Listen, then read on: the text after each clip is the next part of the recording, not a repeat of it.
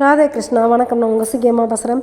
வளமான வைகாசி மாதத்தில் நதிகளோட கதைகளை நம்ம கேட்டுட்ருக்கோம். அந்த வரிசையில் இன்றைக்கி புண்ணியம் தரக்கூடிய நதி எது அப்படின்னாக்கா நம்மளுடைய பம்பா நதி. சபரிமலைக்கு போகிற எல்லாருமே இந்த பம்பையில் தான் நீராடுவாங்க. ஏன் இந்த பம்பையில் தான் அவங்கவுங்களுடைய முன்னோர்களுக்கு தர்ப்பணமும் கொடுப்பாங்க. கங்கைக்கு நிகரானதான் இந்த பம்பா நதி. சரி, இந்த பம்பா நதி எப்படி உருவானுச்சு அப்படின்னு சொல்லி பார்க்கலாமா?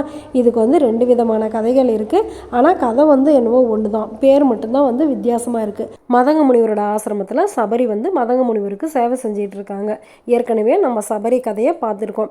சபரி யார்? ராமரும் லக்ஷ்மணரும் சீதையை தேடி வரும்போது அவங்களுக்காக ஒவ்வொரு பழமாக சாப்பிட்டு பார்த்துட்டு எந்த பழம் நல்லா இருக்கும் அப்படின்னு சொல்லி ராமருக்கு கொடுத்தாங்கல்ல, அந்த சபரி தான். அவங்க மதங்க முனிவரோட ஆசிரமத்தில் அவருக்கு சேவை செஞ்சிகிட்டு இருக்கும்போது எல்லாருக்குமே சபரியை பார்த்தாக்கா ரொம்ப பொறாமையாக இருந்ததுதான். ஒரு தாழ்த்தப்பட்ட குலத்தை சேர்ந்த ஒரு பொண்ணுக்கு நம்மளுடைய குரு இவ்வளோ மதிப்பு கொடுக்குறாரு அப்படின்னு சொல்லிட்டு பக்கத்தில் இருந்தவங்களாம் என்ன சொல்லிட்டாங்க, இந்த சபரியோட கால் பட்டதுனால தான் இந்த நதியெல்லாம் புனிதமெல்லாம் கெட்டுருச்சு அப்படின்னு சொல்கிறாங்க.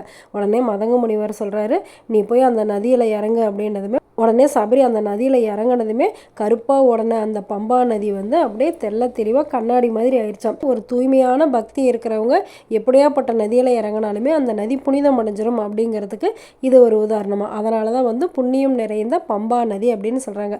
சபரி நீராடினதுனாலேயே அந்த நதி புண்ணியம் அடைஞ்சிருச்சு.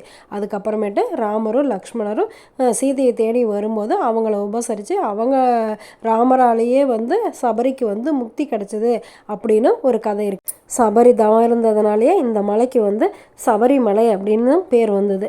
நம்மளுடைய ஐயப்பனை பார்க்க போகிற எல்லாருமே இந்த பம்பையில் நீராடிட்டு தான் போய் ஐயப்பனையே பார்க்குறாங்க. இன்னொரு கதை என்ன அப்படின்னாக்கா, மதங்க முனிவரோட ஆசிரமத்தில் நீலி அப்படிங்கிற ஒரு பெண் அவருக்கு சேவை செஞ்சிட்ருக்காங்க.